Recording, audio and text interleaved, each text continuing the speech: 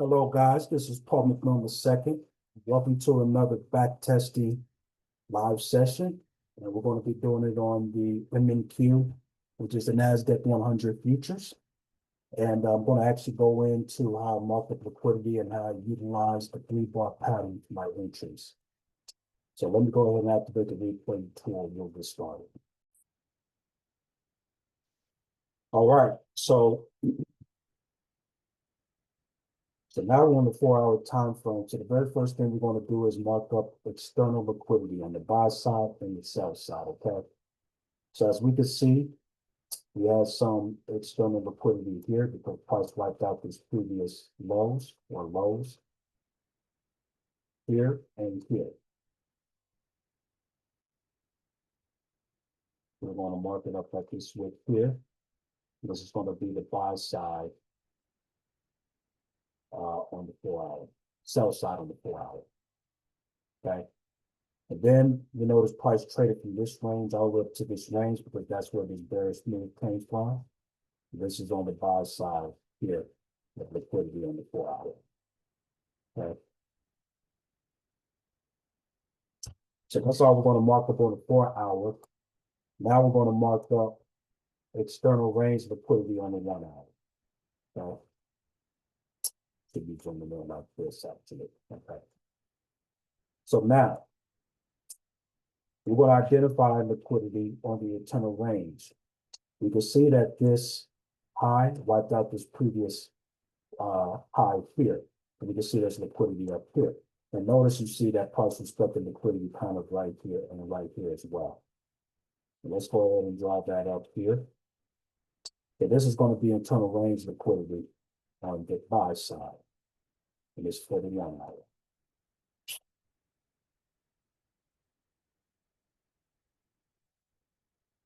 Okay.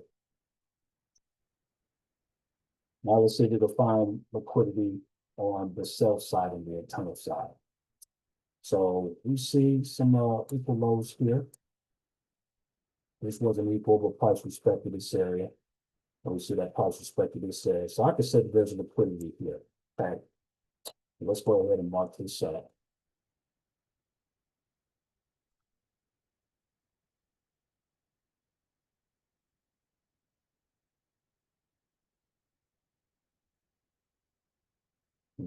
Okay, there we go. So this is going to be on the sell side on the 1-hour. Okay. So now we have external liquidity drawn up and internal liquidity because price trades from external to internal and then on back. Okay. So now we're going to go to the 15-minute time frame, and what we're going to do is we're going to figure out what price is lying as far as external and external and internal liquidity. So we're going to turn on the price action concept indicator by Lux Algo.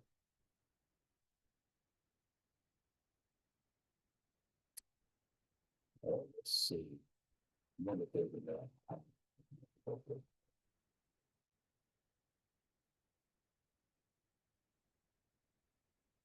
Well, this is kind of bad. Okay. Now I'm going to turn on the indicator. Now, first thing I want to do is look at what time this is. Now, price is consolidating heavy because right over here, this is around Asian session, and then we're starting to go into London session here. Now, what we're looking for is we want to figure out what is the overall trend. We see that price is overall bearish. Okay. The price did hit external liquidity down here, and we had a liquidity sweep here. Right here, and then price did a rejection candle, and the fair value closed up here, and then price pushed up ever since. But now, typically what we would do is we would actually trade the pullback. So in this situation, we'll try to zoom in some more if I can. This might be okay. Okay, I know the too close. So in this situation here, price spread now too close. You bet I can make it. I guess that's what price is. Okay.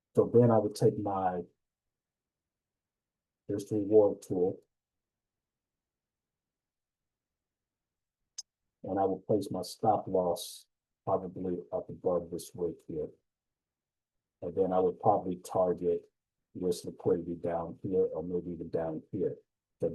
So I would target down this swing low here. And then that would be TP1, TP2 would be this liquidity down here, and we'll see if we will hit it.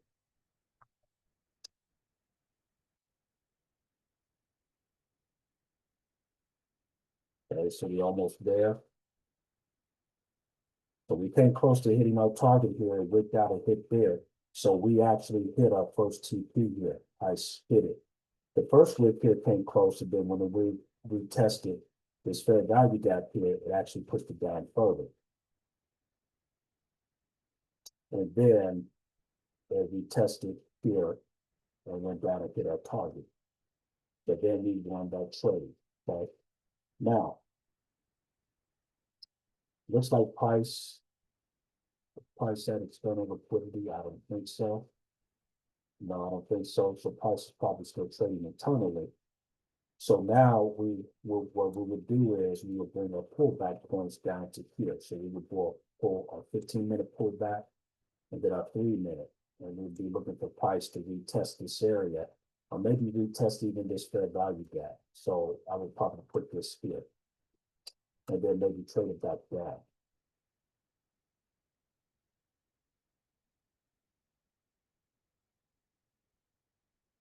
So we have some strength. Now it looks like price is looking out this area. So then we will look for a wick and then a fair value gap to close and then validate this fair value gap and we go down. If it doesn't, then it's probably ready to reverse. So now we'll see if the fair value gap invalidates this and gives us some strength to go down further. Nope. So then this may actually be a complete reversal. But then what we will want to see is price going to validate this area or continue to go up. And then if it continues to go up, then we're going to look to see if we see a P-bar pattern down here. And that's further replay to it. They say it looks like price is passing through. Nope, it's like it's testing it. Yeah, it might be a normal pullback. Okay. So price ended up shooting up. So now let's go ahead and study this here. I'm going to go ahead.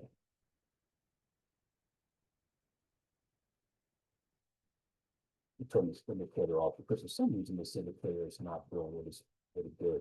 I think it only works on live sessions, so I'm not going to do it. So now we see the candle smoke clear. So I apologize for that. So again, we look for liquidity wick. Well, you see this liquidity wick, punctured liquidity here, wipe out this low, this previous low. So this was, let's see, this is on Wednesday, and this low was on Wednesday, of course, as well. But it also, yeah. And then this was Tuesday. So this was the last swing low for Tuesday. So price wiped that out. Wiped out this low for Wednesday and Tuesday. So this is the first sign of the P-bar pattern with the liquidity wick. Now what we're looking for is a fair value gap to open up. So let's do that. Give me 1 second. Maybe to put this up there. Okay. So let's see. Okay, so this is probably really the liquidity rate here. Because now this wick here wiped out this low, and this low as well, which is Tuesday's low. Okay. So this is really the liquidity wick here. And that's why we don't enter in unless price forms a fair value gap and then closes. So this is our liquidity rate here with the big wick. And then here we see that we have a rejection candle, which we refer as a fair value gap candle. Let's see if this poses with some strength.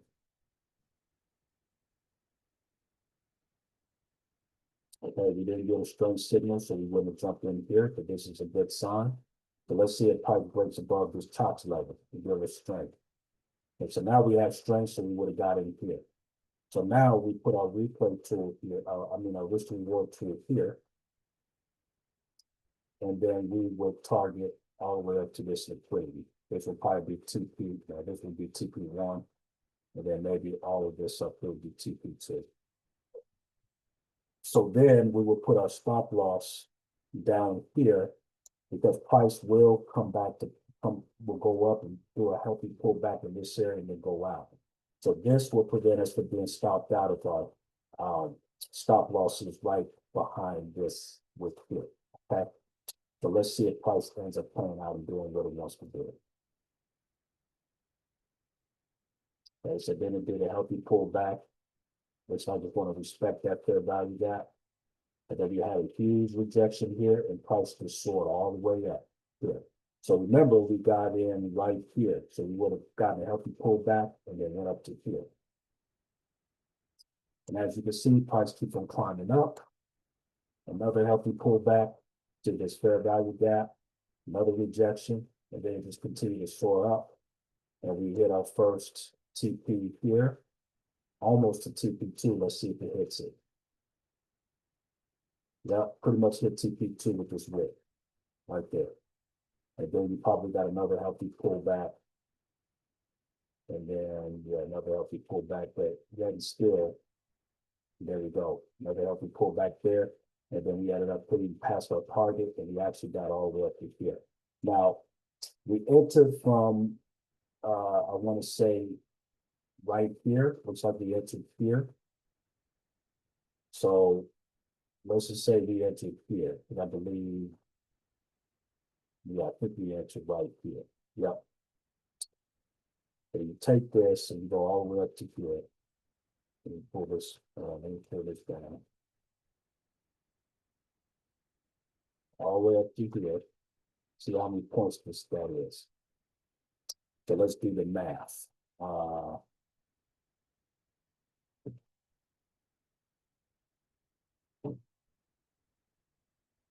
452 subtract 422. So that's 29 points. If you did 5 micros, that would have been $1,400 you would have made. If you did 1 micro, let's see.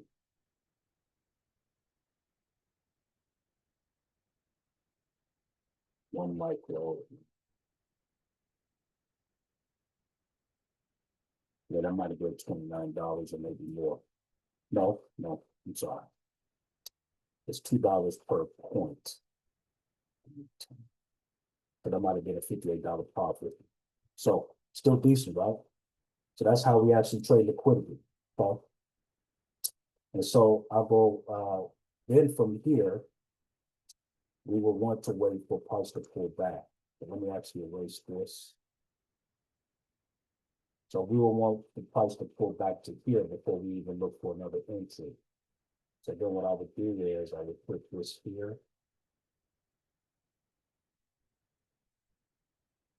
Maybe this is the fair value gap, 50%.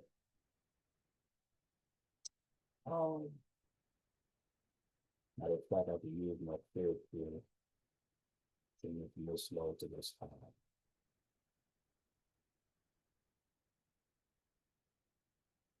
So yeah, you just say 50% here. About here to 60%, and then you can see price really bouncing on in there. Let me just label this.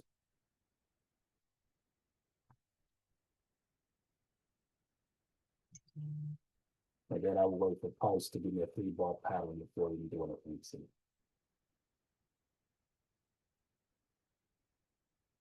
See that? So now price is pulling back. And so now we have the liquidity wick here. Looks like we wicked out around the 60% here. Let's see if we get a fair value gap and see if we continue to go up. So fair value gap, let's see if we get a close. Nope. So we wouldn't enter. Nope. This might be, nope.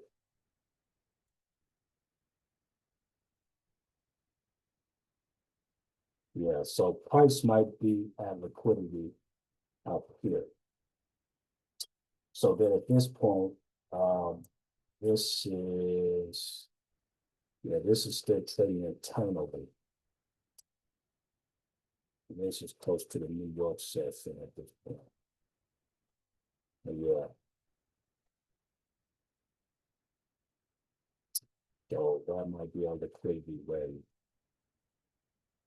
Yeah, this might be on the liquidity rate here. When they start fair value gap, that probably will be my entry there.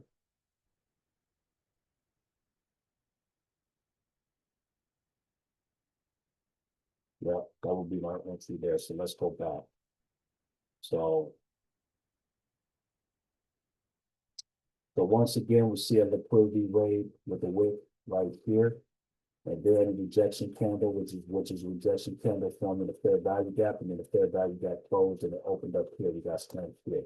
So then I will put my risk to reward tool here, put my stop loss below this wick here, and then I will probably target this next high here.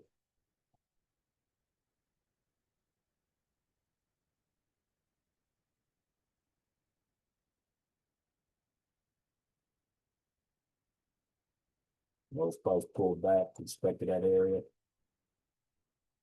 went up even further, then we had up here in a target. And there we go. And of course, it's going to do a normal pullback possibly, but then it looks like it broke this area. So it looks like it's probably going to go bearish now. So so this would have been our exit here, right around here. And so now the next thing that I would do is, and I'm going to just do one more example. Now I see a reversal coming. And this is a liquidity wave. So then I will wait for a fair value gap to open and then jump in, maybe write it down up here. So let's see. The price already passed this high. I'm not going to trade that trade. And I'm going to erase this. So now we wait for the fair value gap.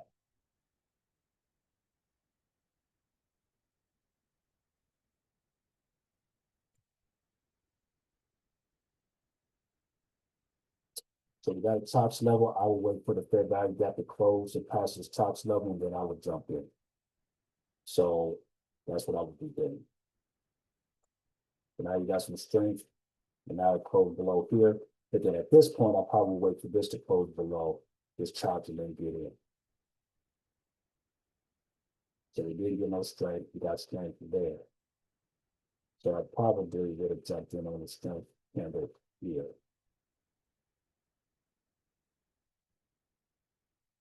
Well, so I probably would have took a chance right here. Put my stop loss up here. And then maybe target this low here. Or maybe down to this low. And then that would be it. Let's see if you hit it.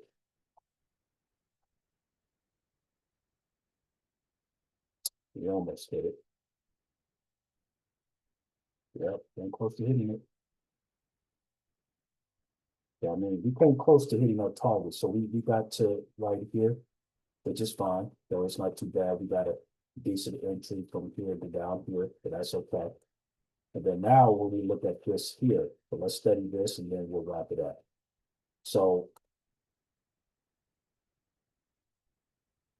price did a liquidity sweep here, wiped out this low and this one here.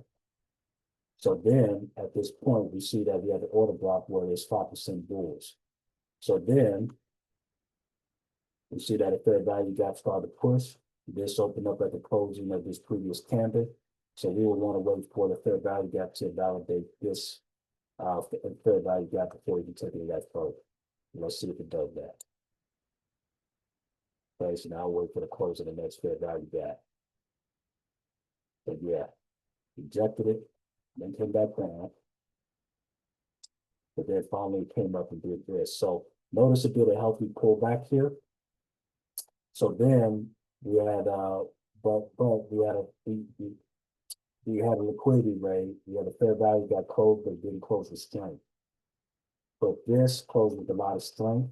So then if I was to jump in, I will wait for this fair value gap to close with some strength and then take it all the way up to here. And that's what it did here. So then look what happened. So I will put my risk reward to it right here. target this high here. Stop loss will go below this wick here. But let's see if price does that.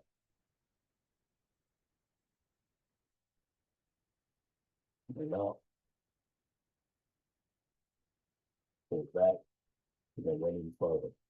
And so you definitely would have won this trade. So we got in here. Got in here. Moved all the way up to here. How many points is that? Let's do the math.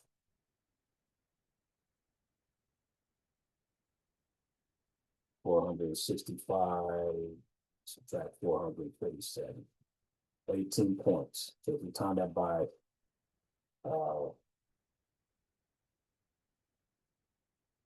that would probably would have been, let's just say, a $600 profit, which is pretty good. So yeah. So that's how we trade liquidity, and you see the power of how we follow strength, volume. It gives us the best probability setters when we're trading with the institutions. So that's it for this back testing session, guys. I'll see you guys later. Enjoy your evening.